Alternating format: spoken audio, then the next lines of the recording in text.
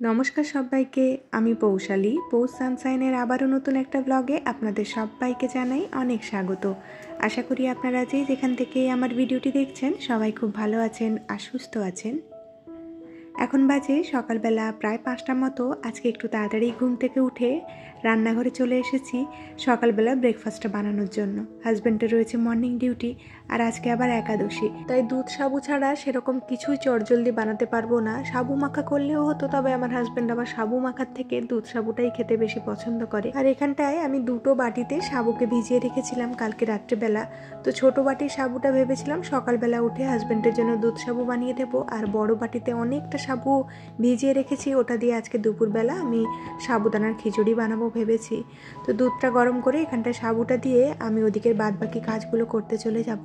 আজকে তো আবার বুধবার, আজকে কিন্তু আমার ঘরটা ঝুল ঝাড়ু দিতে হবে, সেই কারণে ভাবলাম সকালবেলা কিন্তু আগে ভাগেই এই কাজটা সেরে রেখে দিই। হাজব্যান্ডও আমার সাথে উঠে পড়েছে, তো ও ওদিকে বললো রুমটা ঝাড়ু দিয়ে দেবে, তাতে করে আমার কাজেও একটু সাহায্য হবে। আর এত সকালে উঠেছি তো, মেয়ে ঘুমোচ্ছে, তাই একদম চুপি চুপি করে কাজবাজ সারছি। কোনো কারণে যদি ও ঘুম থেকে উঠে যায় তাহলে সব কাজ ছেড়ে আমাকে আগে ওর কাছে যেতে হবে। আর এই সমস্ত কাজবাজ হাজব্যান্ড ছাড়া করলে কি হয়, ওকে নিয়ে আজকাল করতে আমার খুব সমস্যা হয়, মানে কোনো কাজেই সেরকমভাবে হাত দিতে দেয় না। তো সেই কারণে চেষ্টা করি হাজব্যান্ড বাড়িতে থাকলে এই কাজগুলো যত তাড়াতাড়ি সম্ভব শেষ করে রাখার। আর এই তো ঘরটা মোটামুটি ঝুলটা ঝেড়ে নিয়েছি, আর এদিকে কিন্তু আমি এই সোফাটা এখন ভালো করে ডাস্টিং করে নিচ্ছি। সাধারণত এই কাজগুলো আমি রাত্রিবেলাতেই করে দিয়ে থাকি, কারণ সকালে উঠে না, সত্যি কথা বলতে আমার হাতে এত সময় একদমই থাকে না। তো কালকে রাত্রিবেলা শরীরটা একদমই দিচ্ছিল না, সেই কারণে এরকমই ছেড়ে দিয়েছিলাম। তো এখন ভালো করে সোফাটা ঝেড়ে নিয়ে আমি আবার ঠিক করে গুছিয়ে রেখে দিচ্ছি। আর এই যে কাজবাজগুলো করছি, এত ভয়ে ভয়ে করছি কি বলবো, এই বুঝি মেয়ে উঠে গেল, এই বুঝি মেয়ে উঠে গেল, সবসময় মাথার মধ্যে চিন্তা ঘুরছে। একটুখানি আওয়াজ হলেই ছুটে গিয়ে ভেতরে দেখছি যে ও নাড়াচাড়া করছে কিনা বা ও আমাকে ডাকছে কিনা। তো যাই হোক, ও আপাতত এখনও অবধি ঘুম থেকে ওঠেনি। আর আজকে সত্যি কথা অনেকক্ষণ কাজবাজ করেছি, আর একদম মন খুলে কাজ করে নিয়েছি, মানে টেনে কাজগুলো করে নিয়েছি। আর আজকে কিন্তু ও একদমই ওঠেনি, শীতটা পড়ে গিয়েছে তো জানালাটা একটুখানি খুলে দিয়ে এসেছি। রুমের ভেতরে বেশ হাওয়া চলাচল হচ্ছে, একটু ঠান্ডা ঠান্ডা ওয়েদারে বেশ ভালো ঘুমোচ্ছিল। আর এই তো এখন কিন্তু ঘরটা ঝাড়ু দিয়ে নিয়েছে হাজব্যান্ড। তারপরে এখন আমি চলে এসেছি বাড়ির বাইরেরটা পরিষ্কার করে নেওয়ার জন্য। তো এটা করে আমি ঘরটা ভালো করে মুছতে যাব। তো এই সিঁড়িটাও কিন্তু আমাদেরকে রোজ পরিষ্কার করতে হয়, যেহেতু আজকে আমি প্রথম ঝাড়ুটা দিচ্ছি, তাই আমি টেনে একদম পরিষ্কার করে নিলাম। আর এখন কিন্তু ঘরটা ভালো করে মুছে নিচ্ছি। আর আমি কিন্তু আজকে লিভিং রুমে দেখতেই পাচ্ছেন লাইটটা জ্বালাইনি, কারণ ওই ভয়ে মেয়ে যদি উঠে পড়ে, তাই একটুখানি অন্ধকারেই ভিডিওগুলো করছি। তো সবাই প্লিজ কষ্ট করে একটুখানি দেখে নেবেন। আর আজকে না ভিডিওর মধ্যে মাঝে মধ্যে আপনারা বাইরের গাড়ির আওয়াজ হয়তো একটুখানি পাবেন। আমি যদিও রাত্রিবেলা 11টার সময় এখন ভয়েস ওভার দিচ্ছি, তাও এই শীত পড়ে যাওয়ার পর বাইরের গাড়ি ঘোড়ার আওয়াজগুলো এত ভেতরে আসে কি বলবো। আমি অনেকক্ষণ ধরে ওয়েট করছি, এই বুঝি গাড়ি গেল আমি ভালো করে একটু ভয়েস দিতে পারবো, কিন্তু কখনোই হচ্ছে না। মাঝে মধ্যেই গাড়ি চলে আসছে, আর গাড়ির আওয়াজগুলো আমি বুঝতেই পারছি একদম ভিডিওর মধ্যে আসছে। তো কিছু করার নেই, রাস্তার পাশে থাকলে এই ধরনের প্রবলেমগুলো হতেই থাকে। এই ভিডিওতে আমার ভয়েস দেওয়া নিয়ে আমার কিন্তু প্রত্যেক দিনই কম বেশি সমস্যা হতে থাকে। তো যাই হোক, সব কিছু নিয়েই আমি ভিডিও করে যাচ্ছি। আর আপনাদের সবার কাছে এটুকু রিকোয়েস্ট করছি, আপনারা কিন্তু ভিডিওটা জুড়ে আমার সাথে থাকার চেষ্টা করবেন। আর ভিডিওর মধ্যে যদি কোনো অংশ আপনাদের কাছে একটু হলেও ভালো লেগে থাকে তাহলে প্লিজ লাইক কমেন্ট করে জানাতে ভুলবেন না। আর আমার এই ইউটিউব পরিবারে নতুন কোনো বন্ধু হলে আপনাদের যদি এইরকম ধরনের লাইফস্টাইল ব্লগ দেখতে ভালো লাগে তাহলে অবশ্যই চ্যানেলটিকে সাবস্ক্রাইব করে আমার পাশে থাকতে পারেন। আর এখানটায় কিন্তু আমি এসে দেখি হাজব্যান্ডের অলরেডি পুজো হয়ে গিয়েছে। হাজব্যান্ডের মর্নিং ডিউটি থাকলে বেশিরভাগ দিন রাত্রিবেলাতেই আমি ঠাকুরের থালা বাসনগুলো ধুয়ে রেখে দিই, যাতে সকালবেলা খুব একটা বেশি সময় না লাগে। সকালবেলা আমি শুধু বলি ঠাকুরকে ভোগটা দিয়ে চলে যেতে।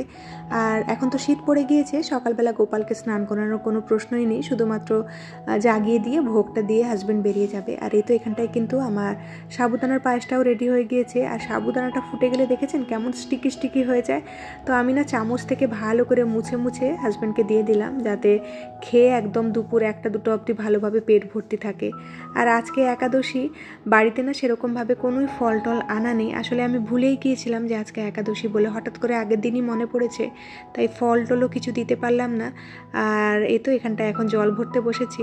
অনেক কটা জলের বোতল একদম খালি হয়ে পড়েছিল, আর আমার খালি জলের বোতল দেখতে না কেমন কেমন একটা করে, তাই জলের বোতল খালি হলেই সঙ্গে সঙ্গে ভরে নেওয়ার চেষ্টা করি আমি ধুয়ে। তো এখানটায় আমি জলের বোতলগুলো ভরে যেগুলো ফ্রেশ ভরলাম সেগুলোকে একদম পেছনের দিকে দিকে রেখে দিলাম, আর যেগুলো একদম পুরনো ছিল সেগুলো সামনের দিকে রেখেছি।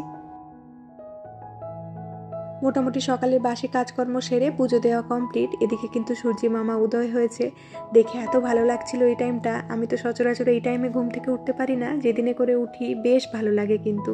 আর এখানটায় রান্নাবান্না করে নেওয়ার পরে রান্নাঘরটা বেশ ভালো করে মোছামুছি করে রেখে দিলাম। আমি কিন্তু প্রত্যেকবারে রান্নার পরে এই ওভেনটা আর এই স্ল্যাবটা ভালো করে মুছে দিয়ে যাই, এটা আমার অভ্যেস। মানে রান্নাঘরে এলোমেলো করে আমি একদমই থাকতে পারি না। আর এদিকে মাথায় যে বিনুনিটা করে রেখেছিলাম সেটা খুলে নিয়েছি, আর এখন না মাথায় একটু তেল লাগিয়ে নিচ্ছি। আজকে তো শ্যাম্পু করব, আর আমি তেল না লাগিয়ে কিছুতেই শ্যাম্পু করতে পারি না, চুলটা আরও বেশি যেন ড্রাই হয়ে যায়। তো আগের দিন যে তেলটা বানিয়েছিলাম সেটাই এখন মাথায় লাগিয়ে নিচ্ছি। আর এরকমভাবে যদি মাথায় আপনারা তেল লাগান, বা প্রত্যেকদিন সকালবেলা উঠে যদি মাথাটা এরকমভাবে নিচের দিকে 5 মিনিট করে রেখে স্ক্যাল্পে একটুখানি ম্যাসাজ করেন, তাহলে কিন্তু বেশ ভালো হেয়ার গ্রোথ হয়, আমাদের স্ক্যাল্পের মধ্যে ব্লাড সার্কুলেশনটা ভালো হয়। তো আমি তো আগে খুব করতাম, তবে এখন একদম সময় পাই না এটা করার। তো যখন করে তেল মাখি তখনই এটা করার চেষ্টা করি। আর এখন কিন্তু একটু গরম জল খেয়ে নিয়েছি, আর হাজব্যান্ডের অলরেডি বেরোনোর সময় হয়ে এসেছে, ওকে রেডি করে বের করে দেবো, তারপরে মেয়ের কাছে একটুখানি ঘুমোবো গিয়ে। সকাল প্রায় 9টা মতো বেজে গিয়েছে, মেয়েকে অনেক কষ্ট করে ঘুম থেকে উঠিয়েছি। এই শীতটা পড়ার পরে মেয়েও দেখছি সকালবেলা মোটামুটি 9:30 অবধি ঘুমিয়ে থাকছে। তো ওকে অনেক জোর করে উঠিয়েছি, একটুখানি রোদ্দুরেও বসেছিলাম মা মেয়েতে মিলে। এখন বালিশগুলোকে ভালো করে রোদ দেখিয়ে নিচ্ছি, বিশেষত মেয়ের বালিশগুলো প্রত্যেক দিনই আমি চেষ্টা করি রোদটা দেখিয়ে নেওয়ার জন্য। এই জানালাতে খুব একটা বেশিক্ষণ রোদ্দুর আসে না, তবে যেটুকু টাইম আসে সেটুকু টাইম আমাদের জন্য যথেষ্ট। তারপরে এখন স্নান করে চলে এসেছি। সবার আগে কিন্তু আমি ময়শ্চারাইজার আর সানস্ক্রিনটা লাগিয়ে নিচ্ছি, তারপরে সোজা যাব রান্নাঘরে। পম্পা ভৌমিক আইডি থেকে আগের দিন বোন বলেছে, এই গাছের নেশা যার একবার হবে তারা আর সেখান থেকে বেরোতে পারবে না গো দিদিভাই। এটা এখন আমারও হয়েছে। ঠিক বলেছ বোন, বিগত 5-6 বছর ধরে আমারও কিন্তু এই নেশাটা হয়েছে। আমি যখন প্রথম বিয়ের পরে ভাড়া বাড়িতে এসে উঠি, সেখানটা এত ছোট একটা বারান্দা ছিল যেখানটায় 2টো মানুষ দাঁড়ালে আর জায়গা থাকতো না। সেই বারান্দাতেও কিন্তু আমি একদম গাছ ভর্তি করে রেখেছিলাম, আমার এতটাই ভালো লাগতো। আর সত্যি কথা বলতে কি, গাছ কিন্তু অনেক সময় আমাদের অনেক কিছু জিনিসে মন ভালো করিয়ে দেয়। তো সেই জন্য তো আমার গাছ রাখতে আরও বেশি ভালো লাগে। তো যাই হোক, এখানটায় কিন্তু এখন আমি মেয়েকে তেলটা মাখিয়ে নিচ্ছি। আর এই কয়েকদিন আগে যে ডাক্তারের কাছে গিয়েছিলাম, ওখানে কয়েকটা ফিজিওথেরাপি দিয়েছিল, তো সেগুলো এখন ওকে করাচ্ছি।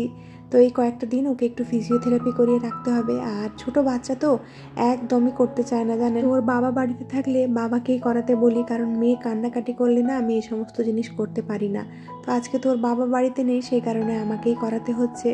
তো ওই যে এখানটায় অনেক কষ্ট করে কিছুক্ষণ ওকে একটুখানি ফিজিওথেরাপি করালাম, তারপরে এখন সোজা নিয়ে চলে এসেছি স্নানে। আজকে আবার পাশের বাড়ির ছোট্ট পুচকেটা মেয়ের সাথে একটুখানি খেলতে এসেছে। আসলে ওকে আমি নিজের থেকেই ডেকে এনেছি, মেয়ে কিছুতেই বাড়িতে থাকছিল না, তো ওকে এই কারণে একটুখানি ডেকে এনেছি। মেয়ে যতক্ষণ খেলছে 1 ঘন্টা মতো ওর সাথে একটু খেলাধুলো করলে মেয়ের মনটাও ভালো থাকবে। আর ও তো বাড়িতে একা একা থাকে, ও কিন্তু আমার বাড়িতে আসতে বেশ ভালোবাসে। আর এই কয়েকটা দিন এদের খেলাধুলো দেখে আমি এটা বুঝতে পারছি বাচ্চাদের মধ্যে এই সাইকোলজিটা খুব কাজ করে। আমার বাড়িতে অনেক এরকম খেলনা রয়েছে যেগুলোতে আমার মেয়ে একদমই হাত দেয় না, কিন্তু এরা যখন এসে ওগুলো নিয়ে খেলে, ও কিন্তু ওগুলোর পেছনে ছোটাছুটি করে, ওটাই ওর তখন চাই। আবার উল্টোটাও হয়, আমার মেয়ে যখন কোনো জিনিস নিয়ে খেলে সেটা কিন্তু বড় দিদিদের চাই। মোটামুটি 2টো বাচ্চা থাকলে আমার সময় যে কখন কিভাবে কেটে যায় আমি কিছুতেই বুঝে উঠতে পারি না, ওদেরকে নিয়েই সময়টা কেটে যায়। আর এই তো কথা বলতে বলতে মেয়েকেও রেডি করিয়ে নিয়েছি। আগের কোনো একটা ভিডিওতে পপি দিদিভাই আমাকে বলেছিলে প্রত্যেক দিন তুলসী তলার মাটি মেয়েকে একটু ছুঁয়ে দিতে মাথায়। তো দিদিভাই, আমি তোমাকে এটুকু বলতে চাই, আমি তো তুলসী তলার মাটি দিই না, তবে বৃন্দাবনের মাটি আমার কাছে এনে রাখা আছে। আমি প্রথম থেকেই মেয়েকে একটুখানি বৃন্দাবনের মাটি ছুঁয়ে থাকি। তো তোমার ওই কমেন্টটা পড়ার পরে আমি ভাবছিলাম তোমাকে পরের কোনো একটা ভিডিওতে জানিয়ে দেব। তো পপি দিদিভাই, তোমাকে অনেক ধন্যবাদ জানাতে চাই। তুমি আমার মেয়েকে এত ভালোবাসো, নিজের মেয়ের মতো ভেবে কত ভালো ভালো অ্যাডভাইস দাও তুমি। তো তোমার মেয়েও কেমন আছে আমাকে অবশ্যই জানিও। আর ছোট বাবুটার জন্য অনেক ভালোবাসা রইল। আর এই তো কথা বলতে বলতে কিন্তু আমার রান্নাও মোটামুটি শেষ হয়ে এসেছে, তবে আজকে কোনো রান্না সেরকমভাবে ভিডিও করতে পারিনি, কারণ ওই ছোট্ট পুচকেটার মা এসেছিল আমাদের বাড়িতে আজকে। নতুন ভাড়াটিয়ে তো ও খুব একটা বেশি বেরোয় না, আজকে প্রথমবার আমাদের বাড়িতে এসে অনেকক্ষণ গল্প করেছে। তো মন খুলে ওর সাথে কিছুক্ষণ গল্প টল্প করলাম আমিও, সেই কারণে মাঝখানে আর সেরকমভাবে ভিডিও করিনি। তো ওদিকে কিন্তু আমি সাবুদানার খিচুড়িটা বানিয়ে নিয়ে আলু কুমড়ো আর পেঁপে দিয়ে একটা তরকারি করছি। তো আজকে তো একাদশী, তরকারির মধ্যে সেরকম খুব একটা কিছুই ব্যবহার করতে পারিনি। তো একটুখানি আমুল দুধ আর একটুখানি হলুদ গুঁড়ো দিয়ে আজকে তরকারিটা বানিয়ে নিলাম। আর আজকে না তেল দিয়ে তো রান্না করা যায় না, মানে কোনো ধরনের সর্ষের তেল বা সাদা তেল রিফাইন অয়েল ব্যবহার করা যায় না। আর এমন হয়েছে ঘিটাও বাড়িতে বাড়ন্ত ছিল, সেই কারণে আজকে রান্নাগুলো বেশিরভাগটাই আমি বাটারে করলাম। যে অল্প একটুখানি ঘি ছিল সেটাতে ওই সাবুদানার খিচুড়িটা বানিয়ে নিয়েছিলাম। তারপরে কিন্তু আমি চলে গিয়েছিলাম ঘরটা ঝাড়ু দিতে। রান্নাটা যতক্ষণে ফুটছিল আমার ঘরটাও ঝাড়ু দেওয়া হয়ে গিয়েছে, আর এখন কিন্তু রান্নাটাও একদম রেডি হয়ে গিয়েছে। তো এটাকে আমি নামিয়ে নিচ্ছি, তারপরে এখন রান্নাঘরটা ভালো করে ক্লিন করে নেব। জয়ীর পরিবার আইডি থেকে দিদিভাই বলেছে, খুব ভালো লাগলো তোমার কাজ, তোমার কথা বলা, আমার তো সবটাই ভালো লাগে। দিদিভাই তোমাকে জানাতে চাই অসংখ্য ধন্যবাদ। আসলে তোমাদের মনটাই ভালো জানো, সেই জন্য আমার মধ্যে কোনো রকম অসম্পূর্ণতাই তোমরা দেখতে পাও না।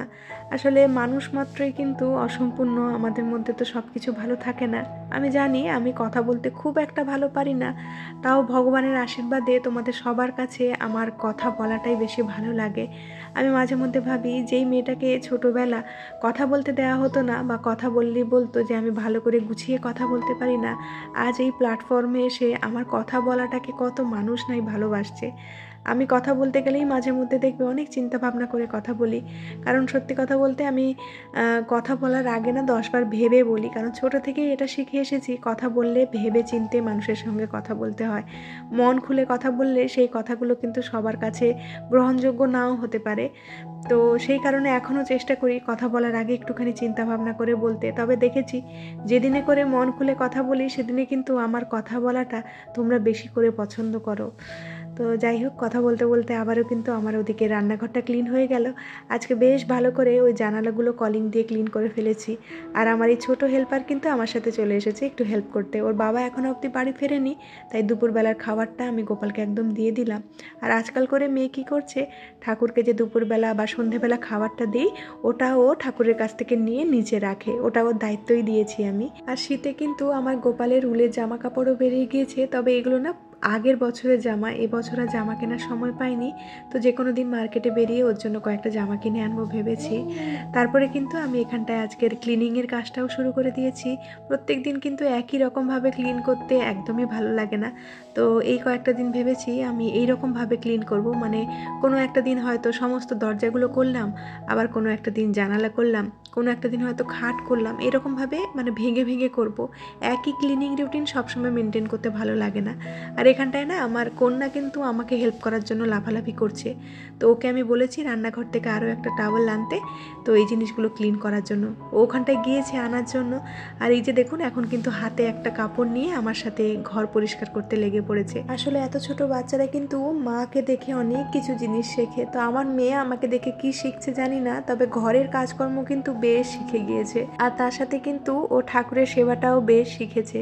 তার একটা ছোট্ট নমুনা একটু পরেই আপনাদের সাথে শেয়ার করছি। আর বাচ্চারা হলো না একটা ছোট্ট মাটির দলার মতো, ছোট থেকে যেরকমভাবে দেখবে যেরকমভাবে শিখবে ওরা কিন্তু বড় হয়ে ওই জিনিসগুলোই কপি করার চেষ্টা করবে। আর ছোট থেকে কিন্তু বাচ্চারা মাকে দেখে বেশি শেখে বাবার তুলনায়, এটা তো আমার মনে হয়। আমিও আমার অনেক কিছু এরকম জিনিস মাকে দেখেই শিখেছি, যেহেতু বাবা তো বাড়িতে খুব একটা বেশিক্ষণ থাকে না, তাই মাকে যেরকমভাবে বাচ্চারা দেখে সেরকমভাবেই কিন্তু কপি করার চেষ্টা করে। আবার ইদানিং মেয়ে বড় হয়ে যাওয়ার পরে এটা আমি খুব ভালোভাবে বুঝতে পারছি, আমার ছোট্ট ছোট্ট অ্যাকশন রিয়াকশান ও খুব ভালোভাবে নোটিস করে আর ওগুলোই কিন্তু কপি করার চেষ্টা করে। এই তো হাজব্যান্ড কিন্তু অফিস থেকে ফিরে এসেছে আর ফেরার পথে কয়েকটা মিষ্টি এনেছিল, তো সেগুলো এখন গোপালকে দিতে এসেছি। আর এখানটায় না কিছুতেই আমাকে ভোগটা দিতে দেবে না। আমি কিন্তু এই জিনিসগুলো ওকে কখনোই শেখাইনি, ও নিজের থেকেই বলে আমি দেবো আমি দেবো। এখন কথা বলতে শিখেছে আর বোঝাতেও শিখেছে জিনিসগুলো। তো এই রসগোল্লাগুলো দিয়েছে, তারপরে কাঁচা গোল্লাগুলো দিতে গিয়ে না দিতে পারেনি, ভেঙে ফেলেছে হাত দিয়ে।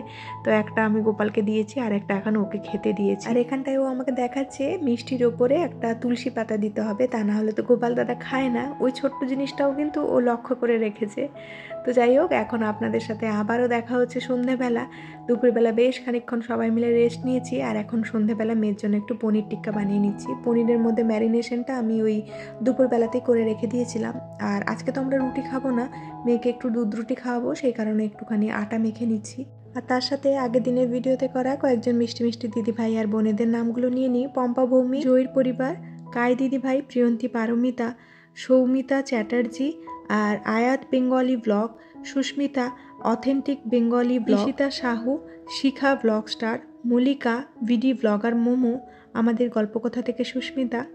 তো এই তো আপনাদের নামগুলো নিতে নিতে কিন্তু সন্ধ্যাবেলা স্ন্যাক্সটাও নিয়ে নিচ্ছি। আমাদের জন্য একটুখানি মাখানা নিয়েছি আর তার সাথে দুধ।